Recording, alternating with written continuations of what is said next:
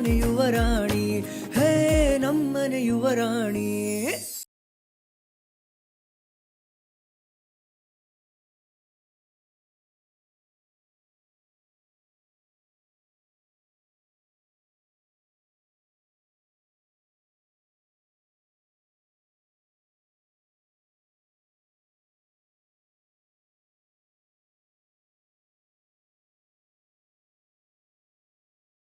ಅನ್ನಿ, ನೀನ್ ಇಷ್ಟೊಂದೆಲ್ಲ ತಿಳ್ಕೊಂಡಿದ್ಯಾ ಅಂತ ಗೊತ್ತೇ ಇರ್ಲಿಲ್ಲ ಕಣು.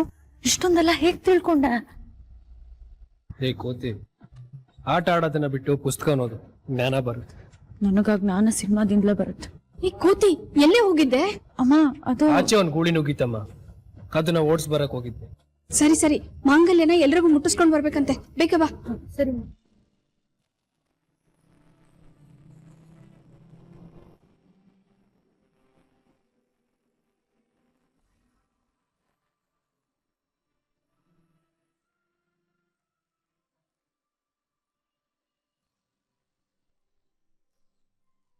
ಬಾಮ್ಮ, ಈ ಮಾಂಗಲ್ಯ ತಗೊಂಡೋಗಿ ಎಲ್ಲಾರ ಕೈನಲ್ಲೂ ಮುಟ್ಟಿಸ್ಬಿಟ್ಟು ಆಶೀರ್ವಾದ ಪಡ್ಕೊಂಡ್ ಬಾ.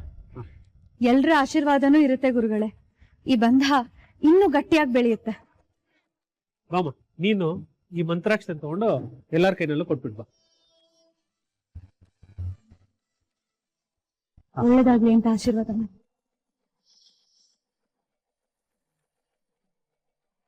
ಆಂಟಿ, ಒಳ್ಳೇದಾಗ್ಲಿ ಅಂತ ಆಶೀರ್ವಾದ ಮಾಡಿ.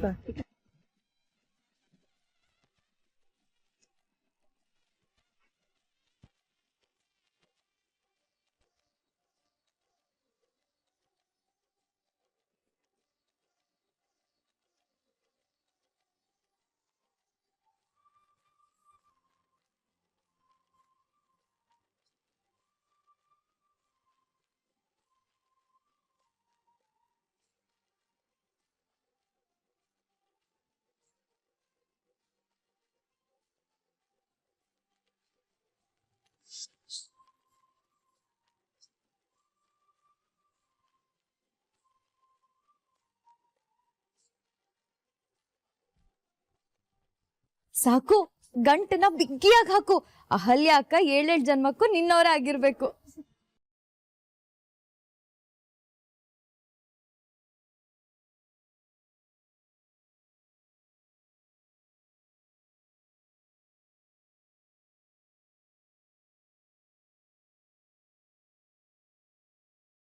ಇಷ್ಟು ವರ್ಷ ನಾವು ಕಾದಿದ ಕ್ಷಣ ಬಂದ್ಬಿಡ್ತು.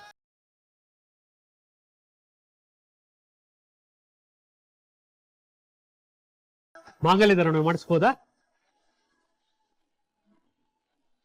ಗಟ್ಟಿ ಮೇಳ. ಓಂ ಮಾಂಗಲ್ಯಂ ತಂತು ನಾನೇನ.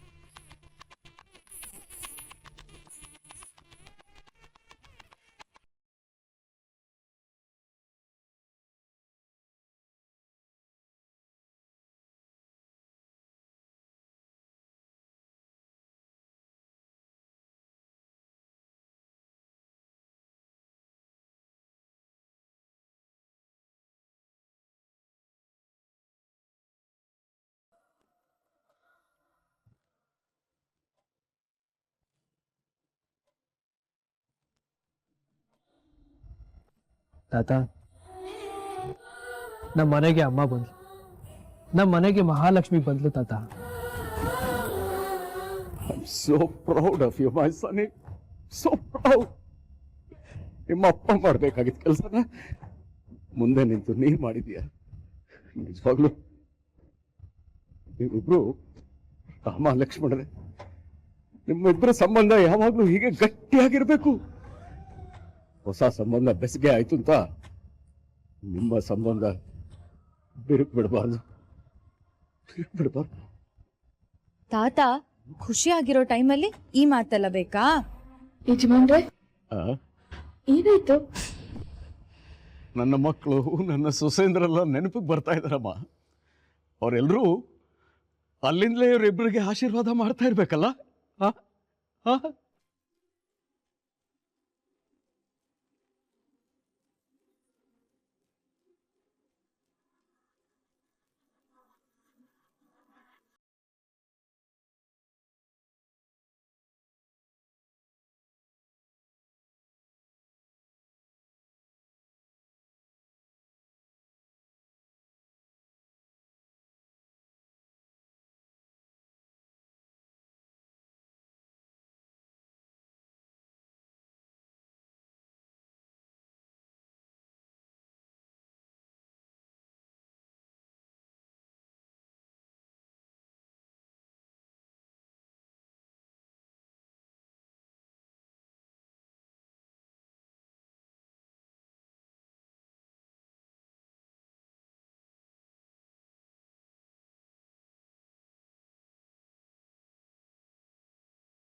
ನೀವಿಬ್ರು ಹೀಗೆ 7 ಜನ್ಮಕ್ಕೂ ಒಟ್ಟಾಗಿ ಜೋಡಿಯಾಗಿ ಪ್ರೀತಿಯಿಂದ ಇರ್ಬೇಕು.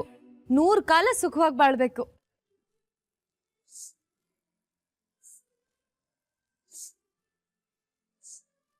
ಸಮಯ ಆಯ್ತು, ಸಪ್ತಪದಿ ಶುರು ಮಾಡೋಣ. ಈ ಕೂತ್ಕೊಪ್ಪ ಕೆಳಗಡೆ. ಹುಡುಗಿ ಬಲಗಾಲ್ ತಗೊಂಡು ಮೊದಲನೇ ಹೆಜ್ಜೆ ಮೇಲೆ ಇಡ್ಸಪ್ಪ.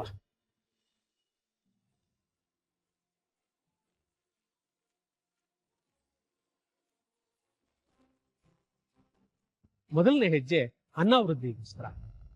ಗಂಡ ಹೆಂಡತಿ ಮಧ್ಯೆ ಏನೇ ಕಷ್ಟ ಬಂದರೂ ಕೂಡ ಒಟ್ಟಿಗೆ ಕೈ ಜೋಡಿಸ್ತೀವಿ ಅಂತ ಪ್ರಮಾಣ ಮಾಡ್ತಾ ಇದ್ದೀರಾ. ಗಂಡ ಹೆಂಡತಿನ ತನ್ನ ಮನೆ ಬೆಳಗೋಕ್ ಕೇಳಿದ್ರೆ ಹೆಂಡತಿ ತನ್ನನ್ನ ತನ್ನ ಕುಟುಂಬನ ನೋಡ್ಕೊಳಕ್ ಕೇಳ್ತಾಳೆ.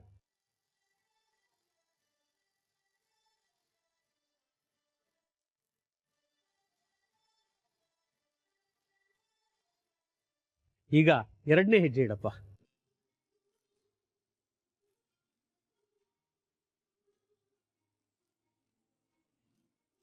ಎರಡನೇ ಹೆಜ್ಜೆ ಬಲವೃದ್ಧಿಗೆ. ನಮಗೆ ಆರೋಗ್ಯ ಶಕ್ತಿ ಕೊಡ್ಲಿ ಅಂತ ಆ ದೇವರಲ್ಲಿ ಇಬ್ರು ಪ್ರಾರ್ಥನೆ ಮಾಡ್ಕೊಳ್ಳಿ ಅಂತ ಎರಡನೇ ಹೆಜ್ಜೆ ಇಟ್ಟಿದ್ದೀರಾ. ಜೀವನವೆಲ್ಲ ಸುಖಮಯವಾಗಿರ್ಲಿ ಅಂತ ಒಬ್ರಿಗೊಬ್ರು ಪ್ರಮಾಣ ಮಾಡ್ತೀರಿ. ಈಗ ಮೂರನೇ ಹೆಜ್ಜೆ ಇಡಪ್ಪ.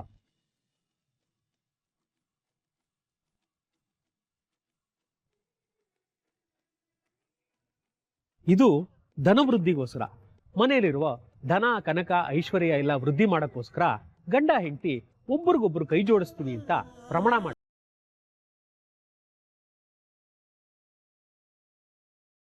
ನಾಲ್ಕನೇ ಹೆಜ್ಜೆ ಗೌರವ ವೃದ್ಧಿ. ಗಂಡ ಹೆಂಡತಿ ಇಬ್ರು ಗೌರವದಿಂದ ಒಬ್ರನ್ನೊಬ್ರು ನೋಡ್ಕೋತೀವಿ ಅಂತ ಪ್ರಮಾಣ ಮಾಡ್ತಾ ಇದ್ದೀರಿ.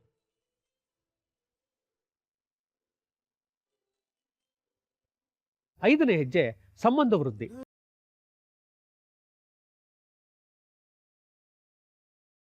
ನಾವು ಚೆನ್ನಾಗಿರೋಣ, ನಮ್ಮ ಸುತ್ತಮುತ್ತ ಇರೋರ್ನು ಚೆನ್ನಾಗಿಡೋಣ, ಇತರರಿಗೂ ಒಳ್ಳೇದಾಗ್ಲಿ ಅಂತ ಕಟಿಬದ್ಧರಾಗೋಣ.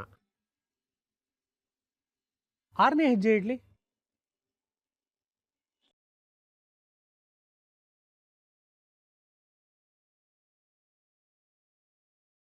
ದಾಂಪತ್ಯ ಜೀವನದಲ್ಲಿ ಯಾವುದೇ ಕಲಹ ಅನುಮಾನ ಇಲ್ಲದೆ ಬಾಳ್ತೀವಿ, ಮಾತಿನಲ್ಲೇ ಸಮಸ್ಯೆನ ಪರಿಹರಿಸ್ಕೊಳ್ತೀವಿ ಅಂತ ದಂಪತಿಗಳು ಒಬ್ಬರೊಬ್ಬರು ಮಾತು ಕೊಟ್ಕೋತಾ ಇದ್ದೀರಿ.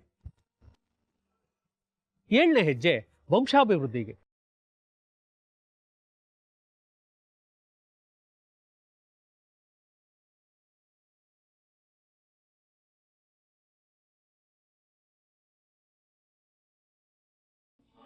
ಶಾರೀರಿಕವಾಗಿ ಮಾನಸಿಕವಾಗಿ ಸದೃಢ ಸಂತಾನವನ್ನು ಪಡೆದು ವಂಶವನ್ನ ವೃದ್ಧಿ ಮಾಡ್ತೀವಿ. 7 ಹೆಜ್ಜೆ ಇಟ್ಟು 7 ಜನ್ಮಕ್ಕೂ ನಮ್ಮ ಪ್ರೀತಿನ ಸ್ಥಿರಗೊಳಿಸ್ತೀವಿ ಅಂತ ಪ್ರಮಾಣ ಮಾಡ್ತಿದ್ದೀರಿ.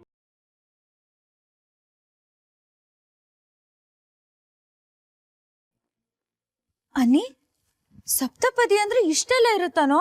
ನಾನೇನೋ ಬರೀ 7 ಸ್ಟೆಪ್ ಹಂಗೆ ಹಾಕೊಂಡು ಹೋಗೋದು ಅನ್ಕೊಂಡೆ. ಅದೇನು ಡ್ಯಾನ್ಸ್ ಸ್ಟೆಪ್ಪೇನೆ ಹಾಕೋದಕ್ಕೆ? ಮದ್ವೆ ಅದು ಎಲ್ಲ ಸಂಪ್ರದಾಯ ಬದ್ಧವಾಗಿ ಆಗ್ಬೇಕು. ಮದ್ವೆ ಅಂದ್ರೆ ಬೇಕಾದಾಗ ಜೊತೆಲಿದ್ದು ಬೇಡ ಅಂದಾಗ ಮುರ್ಕೊಳ್ಳೋ ಸಂಬಂಧ ಅಲ್ಲ.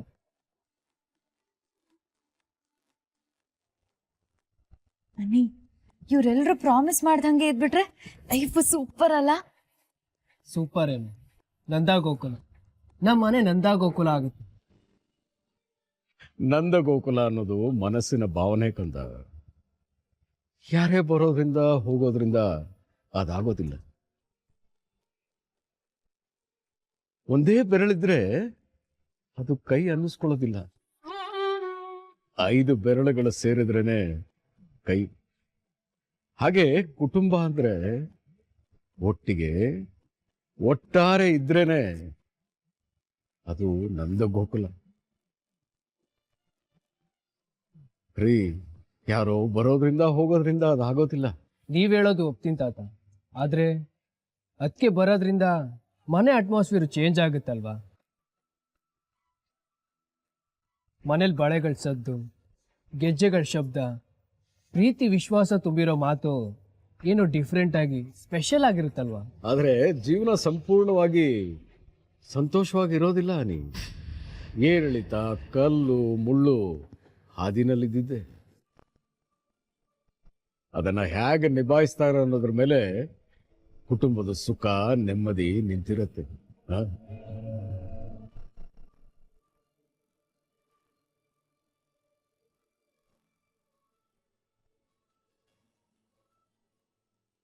ಅಯ್ಯೋ, ಅಲ್ಲಿ ಹುಡುಗಿ ಒಪ್ಸೋ ಶಾಸ್ತ್ರ ನಡೀತಿದೆ. ನಾವೆಲ್ಲರೂ ಹೀಗೆ ನಿಂತ್ಕೊಂಡು ಇಲ್ಲಿ ಮಾತಾಡೋದಕ್ಕಾಗಲ್ಲ. ಬೇಗ ಬನ್ನಿ ಬನ್ನಿ.